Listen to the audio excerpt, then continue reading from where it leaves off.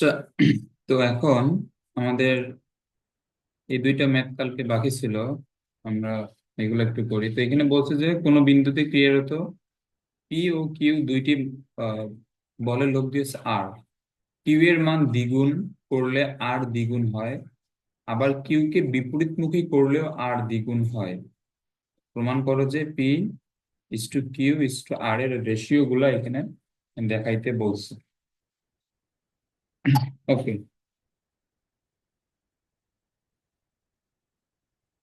আচ্ছা, তো এখন এখানে খেয়াল করো। এখন পি এবং কিউ এই দুইটা বলের লব্ধি বলছে আর। তো আমরা যদি এটা একটু আঁকাই। আচ্ছা, এটা আমাদের প্রথম ক্ষেত্রে।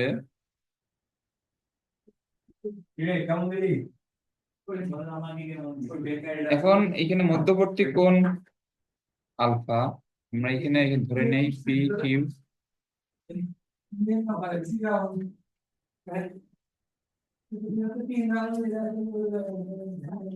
মধ্যবর্তী কোণ আলফা, তাহলে এখানে বলছে পি এবং কিউ এই দুইটা বলের লব্ধি আর, তাহলে আমরা আর স্কোয়ার সমান লিখতে পারবো P square plus Q square plus two P Q cos alpha. এটা আমাদের প্রথম সমীকরণ, এটা থাকুক। আচ্ছা, এখন এখানে দ্বিতীয় ক্ষেত্রে এখানে কি বলছে যে কিউ এর মান দ্বিগুণ করলে আর দ্বিগুণ হয়।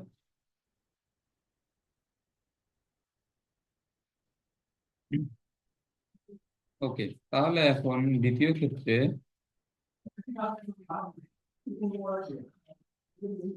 আর এখানে দ্বিগুণ হবে যদি এখানে পি সম্পর্কে কিছু বলে নেয়। কিউ কে আমরা যদি দ্বিগুণ করি তাহলে টু পি, এবং এখানে কিউ বলতে আছে টু কিউ, এবং এখানে মধ্যবর্তী কোণ সম্পর্কেও কিন্তু কিছু বলে নাই, তাহলে এটা হচ্ছে কজ আলফা। তাহলে এখানে আমাদের কি আসে ফোর আর square P square four Q square four P Q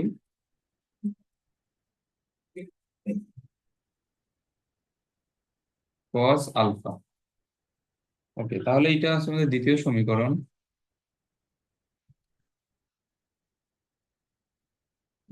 আচ্ছা, এখন এখানে এই তৃতীয় শর্তটা পড়ো। বলছে যে কিউ কে আমরা যদি বিপরীতমুখী করি। ওকে, তো এখন এটা চিত্র না কি এটা একটু বলো দেখি যে আমাদের পি এবং কিউ এর মধ্যবর্তী কোণ যদি আলফা হয়, কিউ কে বিপরীতমুখী করলে এখন পি এবং কিউ এর মধ্যবর্তী কোণ কত হবে?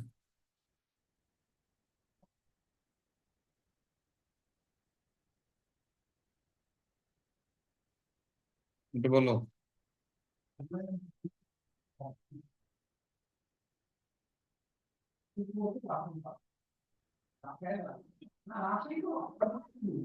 180।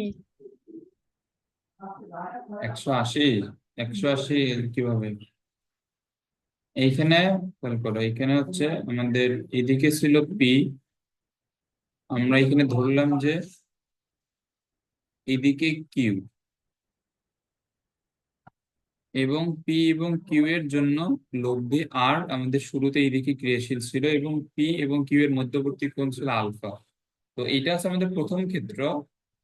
এখন এখানে আমাদের এই তৃতীয় ক্ষেত্রে যেটা বলছে কিউ কে বিপরীতমুখী করছে, তাহলে কিউ যদি এইদিকে ক্রিয়াশীল হয়, কিউ কে বিপরীতমুখী করলে কিউ এখানে ক্রিয়াশীল হবে এইদিকে। তাহলে এখন পি আর কিউ এর মধ্যে মধ্যবর্তী কোণ কতটুকু? এইটা এইটা কত হবে? এটা হচ্ছে 180 মাইনাস আলফা।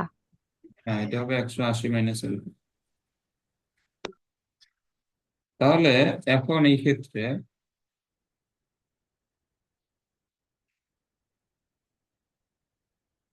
এখানে বলছে কিউ কে বিপরীতমুখী করলো আর দ্বিগুণ হয়, তাহলে আর এখানে দ্বিগুণই হবে পি স্কোয়ার। আচ্ছা, এইখানে কিউটা যদি ভেক্টর ফরম্যাটে হইতো, এগুলা কিন্তু এই চ্যাপ্টার মানে একটু বোঝার জন্য ভেক্টর নলেজ খুবই গুরুত্বপূর্ণ। আমরা কি এখানে মাইনাস কিউ লিখবো? এইখানে যে বলছে কিউ কে বিপরীতমুখী করছি, এখানে তাহলে কি মাইনাস কিউ লিখবো? এটা বলো দেখি।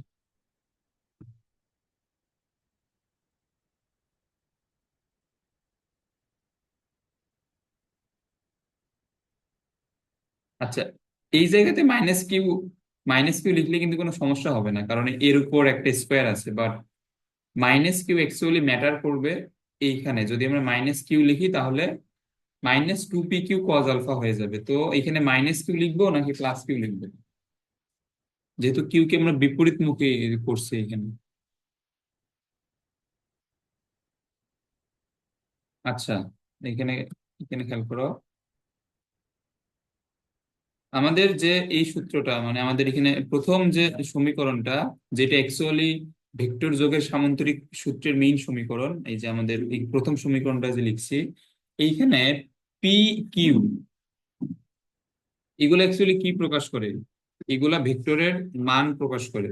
এগুলা কিন্তু তোমার, এগুলো কিন্তু ভেক্টর ফরম্যাটে নাই, এগুলো কিন্তু স্কেলার ফরম্যাটে আছে। যদি এখানে কিউ ভেক্টর ফরম্যাটে থাকতো, তাহলে কিউ যেই দিকে ক্রিয়াশীল তার ঠিক উল্টো দিকে একে ঘুরাইলে এটা অবশ্যই হয়ে যাবে মাইনাস কিউ, কারণ এটা হচ্ছে কিউ আর এটা হবে কিউ এর বিপরীত ভেক্টর মাইনাস কিউ। বাট এইখানে কিউ এর মান যা, এখন যদি এখানে কিউ এর মান 10 নিউটন হয়, এইখানে এই কিউ এর মানও কিন্তু 10 নিউটন। জাস্ট এর দিকটা চেঞ্জ হওয়ার কারণে এই সামনে মাইনাস চলে আসছে। কিন্তু আমরা সামান্তরিক সূত্রে যেগুলো লিখি, এগুলো আসলে ভেক্টরের মান প্রকাশ করে। তাহলে এখানে কিউ ভেক্টরের মান কিন্তু কিউ ভেক্টরই, জাস্ট এর দিকটা চেঞ্জ হওয়ার কারণে ওর ভেক্টর ফরম্যাটের সামনে মাইনাস আসবে, কিন্তু ওর মান কিন্তু চেঞ্জ হবে না। এটা বুঝছো? হ্যাঁ, বুঝছি। তাহলে এখানে কিন্তু প্লাস কিউই এখানে অবশ্যই দেয়া লাগবে, কারণ এইগুলা মান নির্দেশ করে।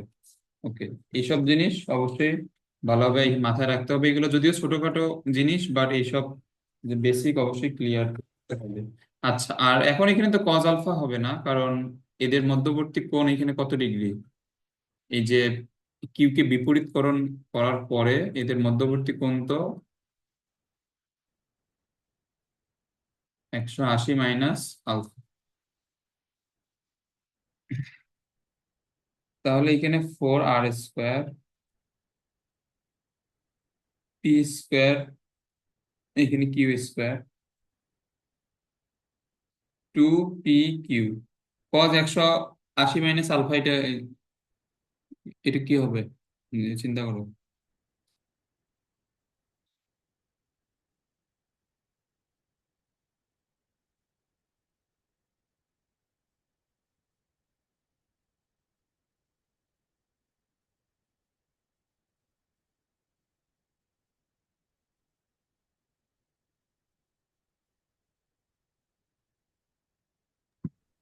Cos alpha.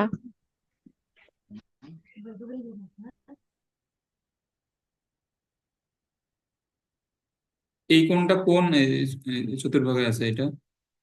180 minus alpha. দ্বিতীয়। হ্যাঁ, তো এখন এখানে তুমি দ্বিতীয় চতুর্ভাগে কস, কস পজিটিভ না নেগেটিভ? নেগেটিভ। হ্যাঁ, তাহলে এটা হবে মাইনাস কস আলফা।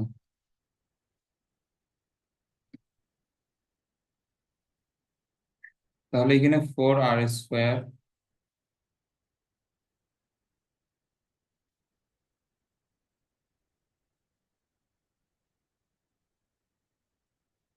তাহলে আমরা এখান থেকে তিনটা সমীকরণ এখান থেকে পেয়ে গেলাম।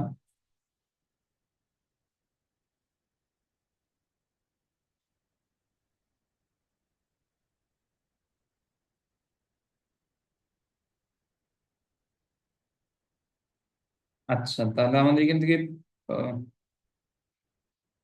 কজ আলফা সরাইতে হবে।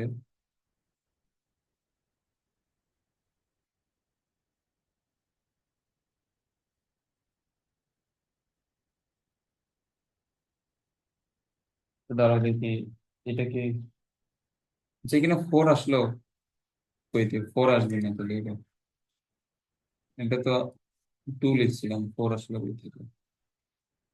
এটা তো 2। আচ্ছা, তাহলে এই আমাদের এখান থেকে পি কিউ আর এর মেইনলি যে রেশিও এটা বের করতে হবে। তো এটা বের করার জন্য আমরা এখান থেকে টু পি কিউ কজ আলফার আহ, যে পদটা আছে ওইটা সরাইতে হবে, তারপর আমরা পি কিউ এবং আর এর মধ্যে কম্পেয়ার করতে পারবো। আচ্ছা, তো এখন এখান থেকে পি কিউ কজ আলফা প্রাথমিকভাবে সরানোর জন্য আমরা যদি 1 আর 3 যোগ করি, তাহলে এখান থেকে two P Q cos alpha এখান থেকে চলে যাবে। তাহলে 1 এবং 3 যদি আমরা যোগ করি, 1 আর 3 যোগ করলে হবে বাম দিকে 5r², আর ডান দিকে হবে 2p², 2q²। আচ্ছা, এটা হবে। তাহলে আমরা এখানে একটা সমীকরণ এখানে পাইলাম। তো আমরা যদি একটু এটাকে সাজাই লিখি, 2p² plus 2q² minus 5r², এটা আমাদের 4 নম্বর সমীকরণ। আচ্ছা, এখন এখান থেকে আমাদের আরো একটা সমীকরণ বের করতে হবে। এখন আরেকটা সমীকরণ বের করলে কি লাভ হবে এটা আমরা একটু পরে দেখি। আচ্ছা দেখো, আবার এখান থেকে two P Q cos alpha আমরা যদি সরাইতে চাই, তাহলে 2 এর সাথে যোগ করতে হবে 3 এর সাথে 2 গুণ করে। কারণ 2-এ আছে 4 পি কিউ কজ আলফা, আর আমরা যদি এখানে 3-এর সাথে দুই দুই গুণ করি, তাহলে হবে 4 পি কিউ কজ আলফা, তাহলে ওইটা চলে যাবে। তাহলে 2 নম্বর সমীকরণ এবং 3 নম্বর সমীকরণের সাথে তুমি যদি 2 এখানে গুণ করো, তাহলে এটা হবে 8r², আর 2 নম্বরে আছে 4r², তাহলে এটা হয়ে যাবে 12r²। এটা বুঝছো? বুঝছি। আচ্ছা, তারপরে p² এখানে হবে 2, তাহলে এটা হবে 3p²। সেম ভাবে ওইখানে আছে 4q, এটা হবে 2q, তাহলে এটা হবে 6q²। আর 4 পি কিউ কজ আলফা এখানে আছে, এটা 4 পি কিউ কজ আলফা হয়ে বাদ যাবে। আর এখন আমরা যদি এখানে 3 দ্বারা ভাগ করি, তাহলে এটা হয় p², 2q², আর এটা হবে 3 × 12, তাহলে 4, এবং এটা আসে এখানে মাইনাস হয়ে যাবে। এটা আশা করি বুঝছো। এখন দেখো, এখন এই দুইটা সমীকরণকে আমরা একটু উপর নিচ করে লিখি, তাহলে আমরা এখন যেটা করব এটা বুঝতে পারবো। এখন আমরা এখানে বজ্র গুণ করবো মেইনলি। তাহলে 2p² plus 2q² minus 5r² is equal to 0। p² 2q² minus 4r²। এই দুইটা সমীকরণ থেকে আমরা যদি বজ্র গুণ করি,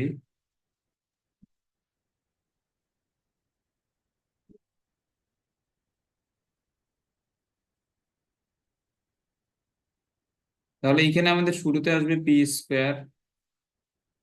এখানে আসবে q², এখানে আসবে r²।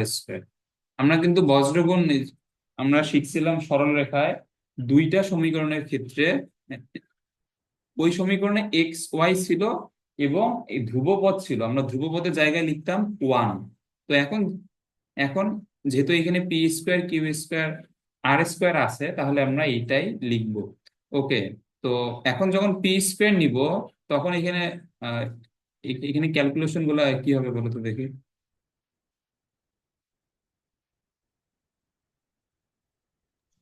এখানে হবে -8 হুম, প্লাস 10।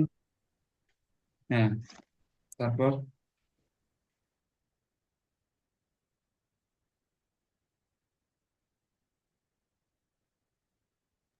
এইটা হবে -8 আর +5। না, হয়নি।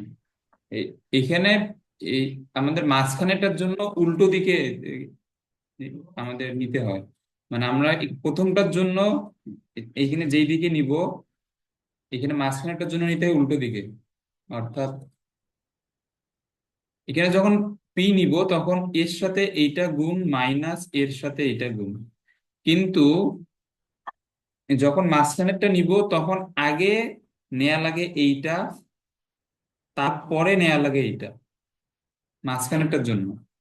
তাহলে এখানে কিউ এর জন্য এখানে কি হবে বলো? -5 + 8। হ্যাঁ, এটা হবে -5 + 8। আবার তারপরটার জন্য আবার সেম, মানে এই যে তারপরটার জন্য আবার এই প্রথমটার মতো আর কি।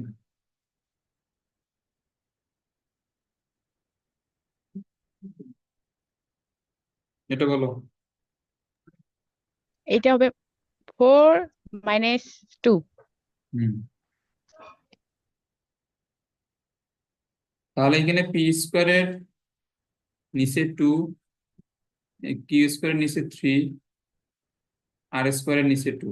এখন আমরা যদি এখানে রুট করি, পি এর নিচে আসবে √2, কিউ এর নিচে আসবে √3, আর এর নিচে আসবে √2। তাহলে নেক্সট লাইনে পি, কিউ, আর হবে √2, √3, √2। এটা বুঝছো? হুম, বুঝছি। Okay.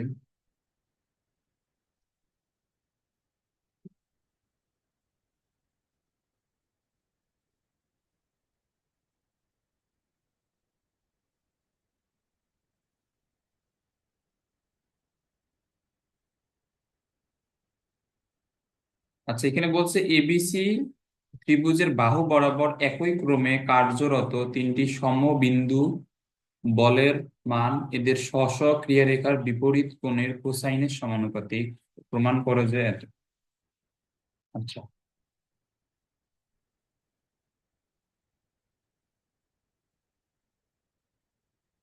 এইটা একটু জটিল আছে, এটা একটু ভালোভাবে খেয়াল করবা। এই নিয়মটা আমাদের এই চ্যাপ্টারও লাগবে এবং এই পরবর্তী চ্যাপ্টার গুলোতেও লাগবে। আচ্ছা, এইখানে আমাদের শুরুতে একটা ত্রিভুজ আছে।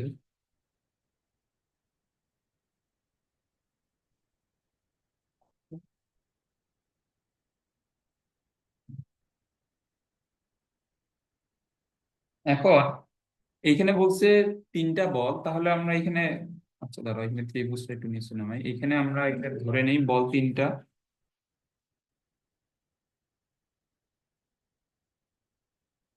এখন তুমি এবিসিও এখানে না, এবিসি নেওয়া যাবে না, কারণ আমাদের এখানে ত্রিভুজটার নাম দিছে এবিসি। তাহলে আমাদের বল তিনটাকে হয় পি কিউ আর, অথবা এক্স ওয়াই জেড, অথবা এম এন পি, যা ইচ্ছা তাই নিতে পারো। তো আমরা এখানে বল তিনটা নিলাম, পি কিউ আর, যেহেতু আমাদের ত্রিভুজটা বলছে এবিসি, এবং আমরা এখানে ত্রিভুজটার নামকরণ করি এ বি সি। ওকে। এখন বলছে তিনটা বল ত্রিভুজের বাহু বরাবর তিনটি সমবিন্দু। আচ্ছা, এখানে সমবিন্দু বলতে অ্যাকচুয়ালি কি বোঝায়? এরা একই রেখা থেকে ক্রিয়াশীল। আচ্ছা, একই ক্রমে ক্রিয়াশীল কিন্তু এই তিনটা বল। তাহলে আমরা যদি এখানে এখানে বল তিনটাকে আমরা যদি বসাই, তাহলে পি বল যদি এইদিকে হয়, কিউ এর ক্রম সেম হবে। আমরা কিন্তু ক্রম সম্পর্কে কালকে পড়ছিলাম, তাহলে আর হবে এই দিকে। তাহলে তো এরা একই একই ক্রম বরাবর হয়। এটা বুঝছো? হ্যাঁ, বুঝছি। আচ্ছা দাঁড়াও, এইখানে আমাদের এই চিত্রটাকে একটু শিফট করতে হবে আর কি। এটা একটু একটু সরাই, নাহলে বুঝবো না। Wait,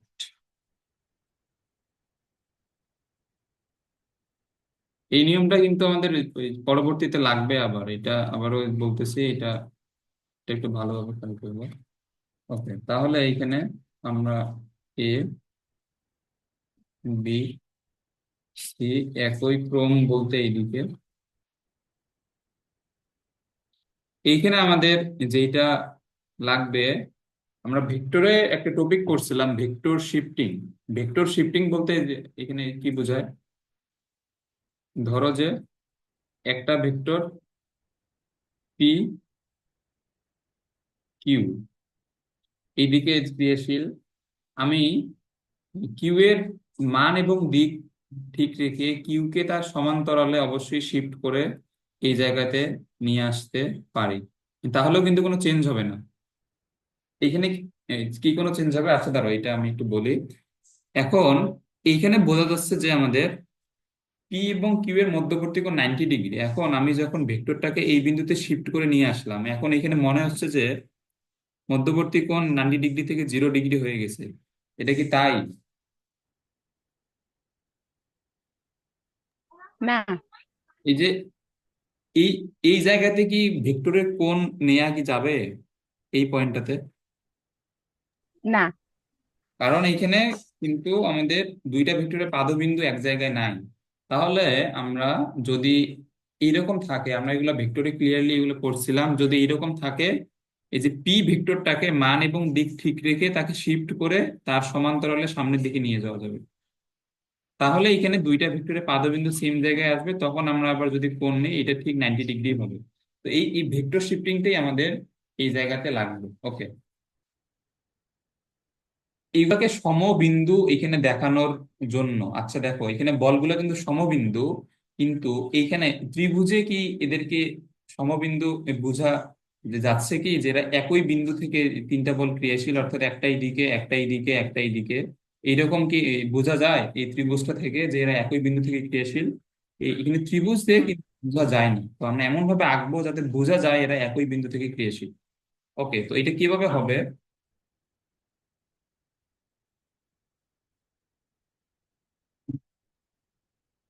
এখন এখন দেখো এখানে আমাদের এই কোণের নামগুলো কিন্তু এ বি সি দিয়ে কিন্তু ব্যবহার করছে, তাহলে আমরা এই কোণটাকে এ কোণ ধরবো।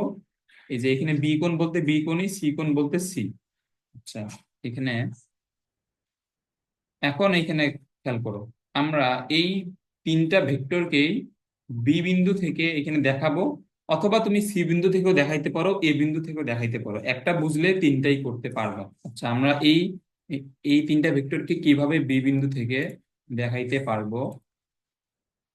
এখন দেখো আমি যদি এবি বরাবর যে এই ভেক্টরটা যে এখানে ক্রিয়াশীল, আমি যদি সেটাকে বি বিন্দুতে নিয়ে আসি সেটা এখানে কিরকম হবে?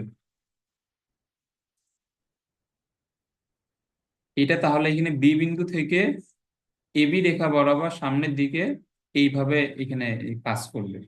তাহলে আমি আর ভেক্টরটাকে অবশ্যই এই জায়গাতে আঁকতে পারি। এ- পারি না এটা? হ্যাঁ, আচ্ছা, এখন এখানে খেয়াল করো, এটা ছিল আমাদের বি বিন্দু। ওকে, তাহলে আমরা বি বিন্দু থেকে দুইটা ভেক্টর এখানে দেখাইলাম, তাহলে এই যে এই কোণটা, এই যে এইখানে ত্রিভুজের কোণটা যদি বি হয়, তাহলে পি এবং আর এর মধ্যবর্তী কোণ কি হবে বলো?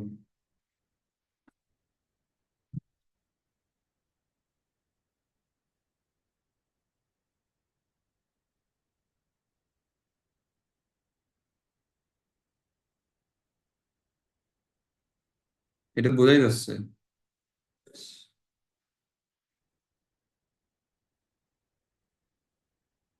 মানে আমি জিজ্ঞেস করলাম এই কোণটা কত ডিগ্রি হবে, এই কোণটা পি এবং আর এর মধ্যবর্তী কোণ। এটা হবে 180 - বি। হ্যাঁ, এটা হবে 180 - বি, তো এটাকে আমরা একটু পাই মাইনাস বি লিখি, বা 180 - বি লেখা সেম কথা। আচ্ছা, এখন এখন দেখো, এখন আমরা আর ভেক্টরটাকে বি বিন্দু থেকে এখানে দেখাইছি, তাহলে আমাদের আর কিউ ভেক্টরটা বাকি আছে। তাহলে আমি যদি এখন কিউ ভেক্টরটা বি বিন্দুতে দেখাইতে চাই, এটা আমি এখানে কিভাবে দেখাইতে পারবো? এটা অবশ্যই কিউ ভেক্টরের সমান্তরাল হইতে হবে। তাহলে কিউ ভেক্টরের সমান্তরাল হইতে হলে এটা হওয়া লাগে এইরকম। তাহলে এটা মোটামুটি কিউ ভেক্টরের সমান্তরাল হয়েছে। তো এটা এটা পেন্সিল এবং স্কেল দিয়ে এটা ভালো মতো এটা আঁকাবা। তাহলে আমরা যদি এখানে কিউ ভেক্টরের সমান্তরাল আঁকতে পারবো এর দিক এবং মানটা ঠিক রেখে। আচ্ছা, তাহলে কিন্তু এখন আমাদের আর ভেক্টরটা কিন্তু এই জায়গাতে নাই, তাহলে এটা হিসাবের এটা বাইরে। তাহলে এখন আমাদের পি এবং কিউ ভেক্টরের মধ্যবর্তী কোণ কোনটা হবে? সেইটা যদি একটু এখানে মুছে দেই, তাহলে পি এবং কিউ ভেক্টরের মধ্যবর্তী কোণ কিন্তু এইটা, এটা না? ওকে। হ্যাঁ।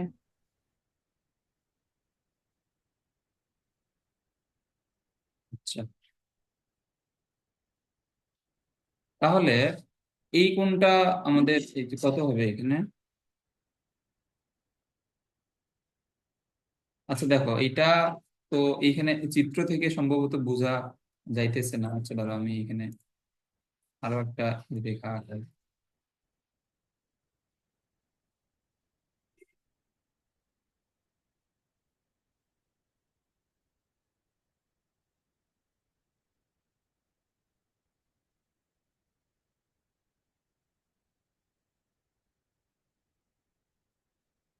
এই কোণটা এই যে এখানে কতটুকু বলো তো?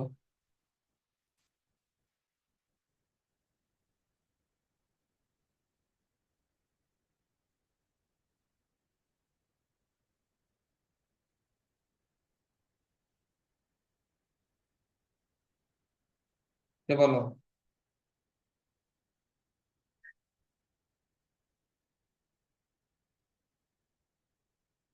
এই কোণটা এখানে এই যে কতটুকু?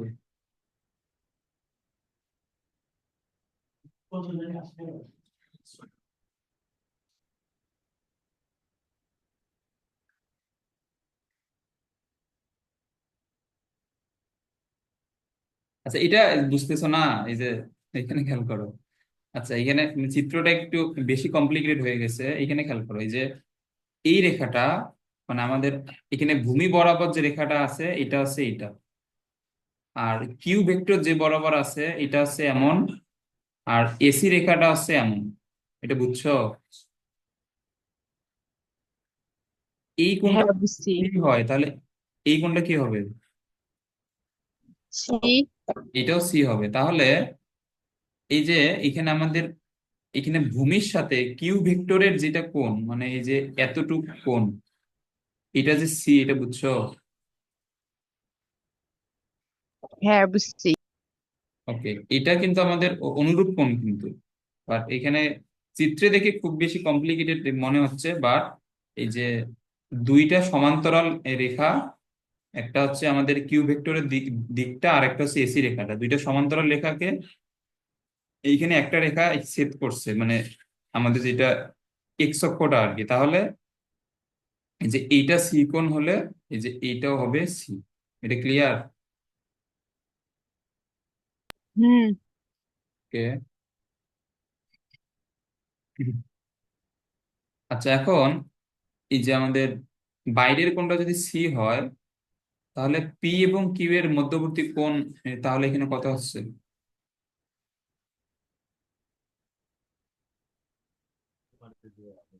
পাই মাইনাস সি।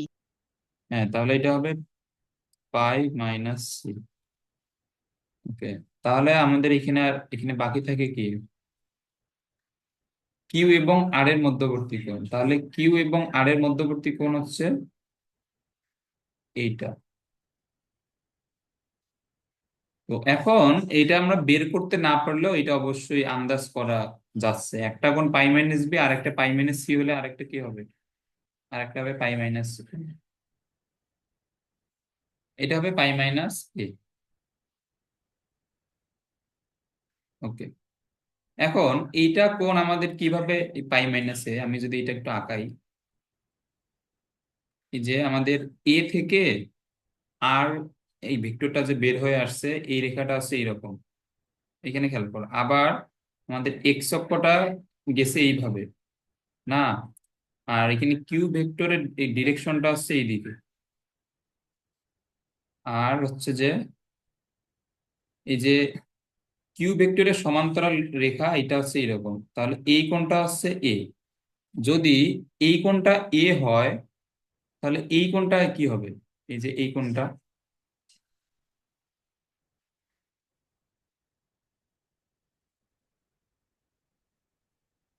এগুলা বুঝো না এগুলা? যে এটা যদি এ হয়, এই কোণটা কি হবে? এইটাও এই হবে। এটা বুঝছো? হ্যাঁ, হ্যাঁ।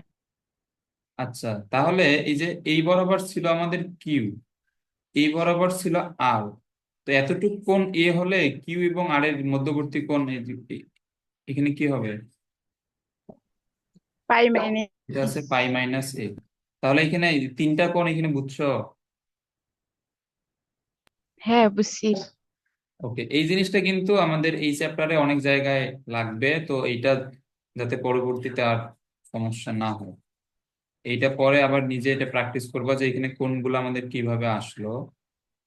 ওকে, তাহলে এখন আমরা এই তিনটা ভেক্টরকে আমরা এই ত্রিভুজ ফরম্যাট থেকে সমবিন্দুতে নিয়ে আসলাম। আচ্ছা, এখন আমরা যদি এটা একটু সিম্পলিফাই করে আঁকি এক জায়গাতে, তাহলে এটা আমাদের দেখতে হবে এরকম। আচ্ছা, আমি এইটাও একটু মুছে দিই, ভেক্টর শিফটিং। তাহলে এই তিনটা ভেক্টর আমাদের দেখতে হবে এরকম, যে একটা ক্রিয়াশীল এইদিকে পি, আর একটা এখানে ক্রিয়াশীল এইদিকে, এইটা হচ্ছে কিউ, আর একটা ক্রিয়াশীল এইদিকে, এটা হচ্ছে আর। তাহলে এই কোণটা আমরা পাইছি পাই মাইনাস বি, এই কোণটা পাইলাম পাই মাইনাস সি, আর এই কোণটা পাইলাম পাই মাইনাস এ। তাহলে এটা হচ্ছে আমাদের সিম্পলিফাইড গ্রুপ। ওকে, তাহলে এখন এখন এখানে খেয়াল করো, এবিসি ত্রিভুজের বাহু বরাবর একই ক্রমে কার্যরত তিনি সমবন্ধ, কিন্তু বলের মানে যে স্ব স্ব ক্রিয়ারেখার বিপরীত কোণের স্ব স্ব ক্রিয়ারেখার বিপরীত কোণের কোসাইনের সমানুপাতিক। আচ্ছা, আচ্ছা, দেখো এখানে এই ত্রিভুজটা, এখানে খেয়াল করো, আমাদের ত্রিভুজে পি যে রেখা বরাবর ক্রিয়াশীল ছিল, তার বিপরীত কোণ এখানে কোনটা?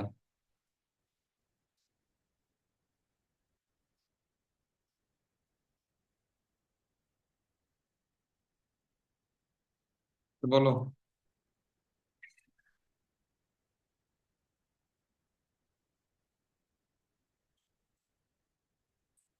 বিপরীত কোণ তো এ। হ্যাঁ, তাহলে এখানে আমাদের প্রশ্ন অনুযায়ী কি হবে, আমাদের প্রতিটা বলের মান সমানুপাতিক হচ্ছে তাদের বিপরীত কোণের কোসাইন। কোসাইন মানে কজ এ। তাহলে কিউ এখানে কার সমানুপাতিক হবে?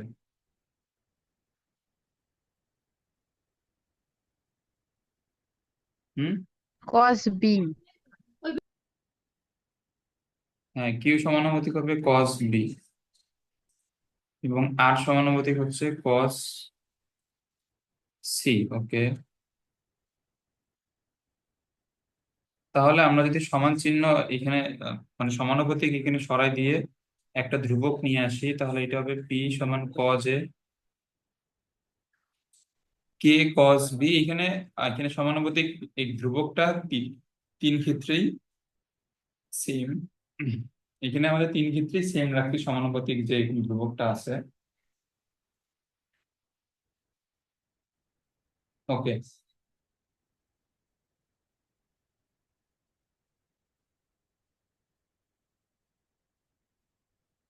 আচ্ছা, তাহলে এই তিনটা হচ্ছে আমাদের পি কিউ আর এর মান, এবং এই তিনটার মধ্যবর্তী কোণও আমরা এখান থেকে জানি।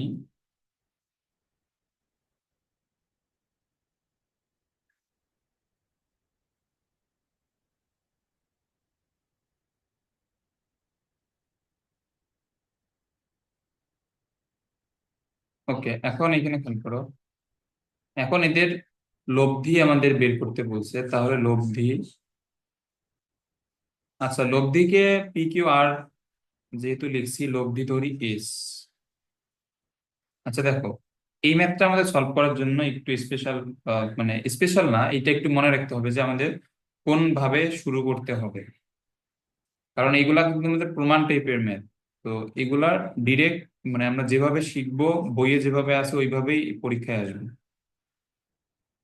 আচ্ছা, তাহলে এখানে খেয়াল করো এস ডট এস। আচ্ছা, এখানে আগে এস কিভাবে লিখি, আমরা যদি ভেক্টর আকারে লিখি, তাহলে এই লব্ধি হবে এই তিনটার ভেক্টর যোগফলের সমান। এই লব্ধি কিন্তু সবসময় সকল বলের ভেক্টর যোগফলের সমান হয়।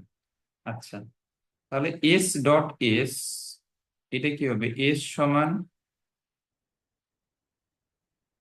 পি কিউ আর ডট, এখানে পি কিউ আর, এটা বুঝছো? হ্যাঁ, বুঝছি। ওকে, তো ডট গুণফল সমান কি?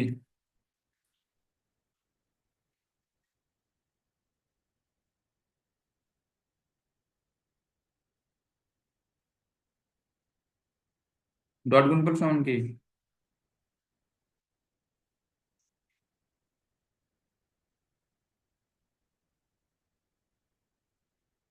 এটাও মনে নাই? এইটা তো এ বি কস থিটা। হ্যাঁ, তো এ বি এখানে কস থিটা। ওকে, তো এখন এস ডট এস অর্থাৎ এখানে দুইটা ভেক্টরই এস, তাহলে এদের মধ্যবর্তী কোণ কত হবে? জিরো। হুম। ওকে, আর এখন তাহলে আমরা যদি সেম ভাবে এখানে পি দিয়ে পি কে আমরা যদি এখানে গুণ করি, এটা কি হবে? এটা হবে পি স্কয়ার, কারণ মধ্যবর্তী কোণ জিরো। আবার কিউ দিয়ে যদি কিউ কে এখানে গুণ করি, তাহলে এটা হবে কিউ স্কয়ার। তারপর আর দিয়ে আর কে এখানে ডট গুণ করলে কি হবে? আর স্কয়ার। এটা আশা করি বুঝছো। তারপর এখন এখানে খেয়াল করো, একবার হবে পি ডট কিউ, আর একবার হবে কিউ ডট পি, তাহলে এখানে দুইটা মিলে কি হবে? Two P dot Q. এরকম হবে না? সেম ভাবে একবার আসবে, একবার আসবে কিউ এর সাথে আর, একবার আর এর সাথে কিউ, তাহলে আসবে টু আর কিউ। সেম ভাবে একবার আসবে টু আর পি। এটা বুঝছো? হ্যাঁ। আচ্ছা, তাহলে এস ডট এস এখানে হচ্ছে এস স্কোয়ার, এইখানে পি স্কোয়ার, এইখানে কিউ স্কোয়ার, এইখানে আর square, two P dot Q. তাহলে এখানে টু পি ডট কিউ সমান কি হবে? P Q cos theta. তাহলে পি এবং কিউ এর মধ্যবর্তী কোণ এখানে কত? পাই মাইনাস সি। সেম ভাবে আর কিউ কস, আর এবং কিউ এর মধ্যবর্তী কোণ হচ্ছে পাই মাইনাস এ। টু আর পি, পি এবং আর এর মধ্যবর্তী কোণ হচ্ছে পাই মাইনাস বি। এই লাইনটা বুঝছো?